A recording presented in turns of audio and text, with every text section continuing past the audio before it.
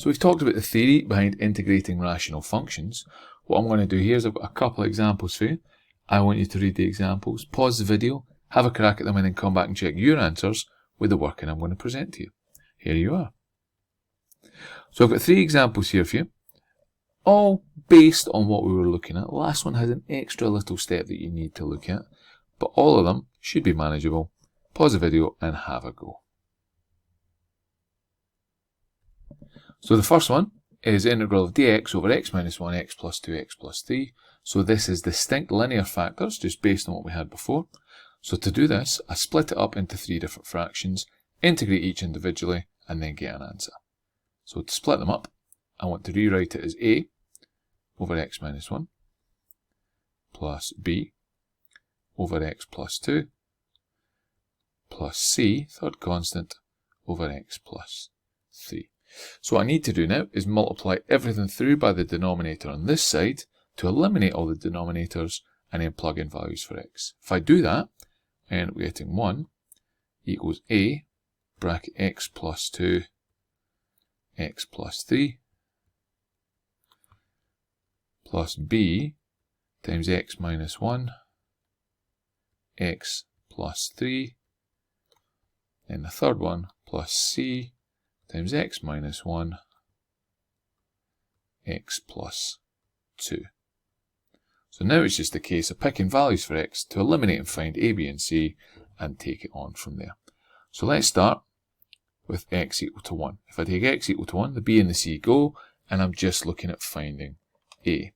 So I've got 1 on the left hand side. That's going to equal 1 plus 2, which is 3, 1 plus 3, which is 4, 3 4s are 12, so I'm going to 12a, so I know that a is equal to 1 over 12.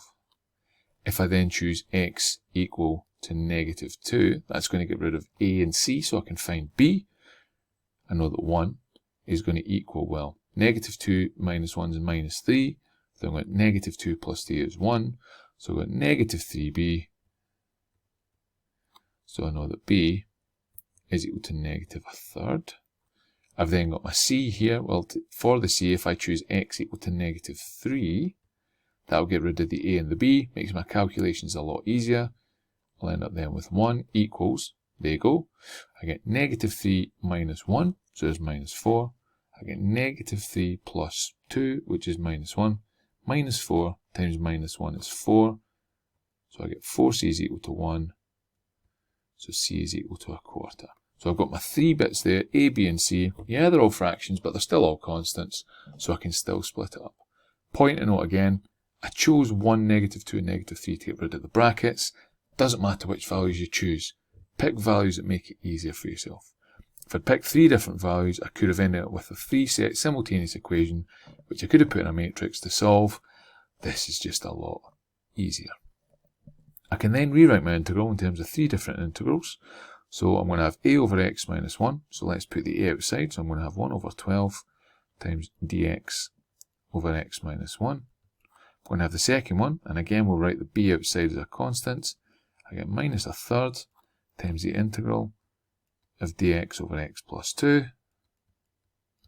Same for c, plus a quarter times the integral of dx over x plus 3. Then we integrate it standardly, doing what we know best, and end up with 1 over 12 times ln of x minus 1. Take away a third times ln of x plus 2 plus a quarter times ln of x plus 3.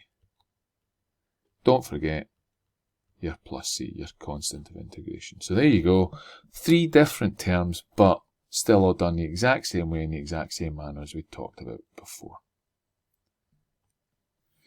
This one here, integral of x over x squared minus 4x plus 4 dx, looks in slightly different format, but this sort of one here, focus on the denominator and actually see if you can factorise it to begin with. And I can in this case. What I can rewrite it as is x over x minus 2 squared dx. So I've got a repeated linear factor on the bottom. So in order to put that into partial fractions, what I want to write is a over x minus 2 plus b over the x minus 2 squared. So now that I've got that, if I multiply both sides of this through by the x minus 2 squareds, what I can rewrite it as is x equals a bracket x minus 2 plus my b. Now I can just find my a and my b by substituting in values. If I choose x is equal to 2, my a is going to disappear, so I'll get 2 equals b. Well, nice and easy, b is equal to 2. Let's then pick x is equal to 0. This side will go, so I'll get 0 equals, well, 0 minus 2 is negative 2. 0 equals negative 2a plus b, which is 2. So from that, I know then that a is equal to 1. So there you go, I've got my a and my b. I can separate it out and write them into their own little integrals now.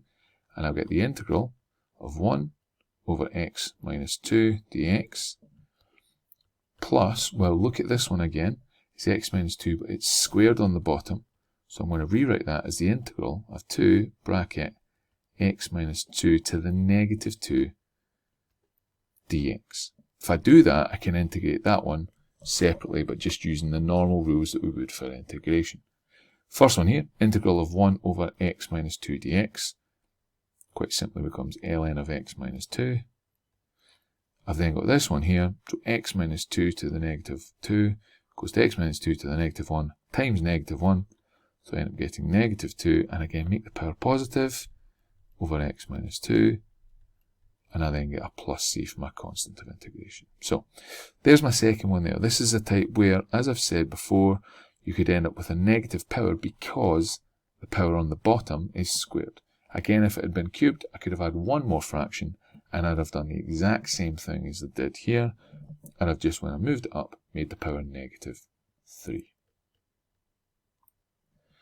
Third question was the integral of x cubed over x minus 2. Now, when I said about looking for integrating rational functions, we wanted the derivative of f over f. Well, if f has a highest power of 1 on the bottom, this here with the highest power of 3 on the top isn't the derivative. So what we have to do for this one is old faithful. We have to do algebraic long division in order to be able to get this one in the format we want so we can work it through. So if I use algebraic long division, I get x minus 2, and that's going to divide into x cubed. So take the first term, x into x cubed, gives me x squared. Multiply this whole thing through by it, and I get x cubed minus 2x squared, and then just treat it like a standard chimney sum, take them away, and I end up getting 2x squared there. And then work it through. Remember, we keep going until the power we've got here is less than the power we've got here, less than the highest power we've got here. So 2x squared divided by x gives me plus 2x. Put them through there, and I get 2x squared minus 4x. Divide through. After we've done that, we then subtract. What we end up getting is 4x. Again, now it's equal, so this is going to be a last step. 4x divided by x gives me plus 4. Multiply through, and I get 4x minus 8. Subtract them from each other, and I get 8.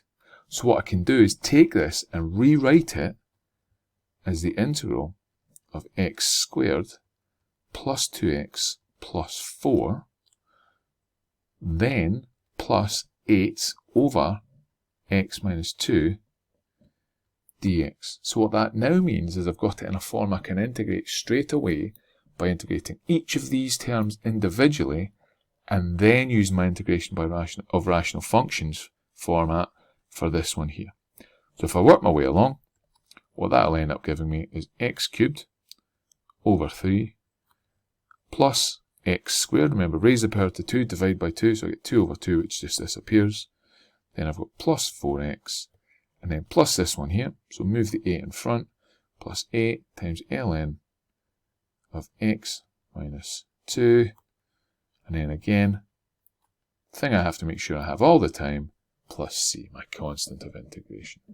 So the rule comes into play regardless of which format we've got when we're writing it in terms of rational functions with an expression on the denominator. We just may have a little bit of jiggery-pokery to look for, or a set format that we want to work with, and then we can take it through from there and solve the question.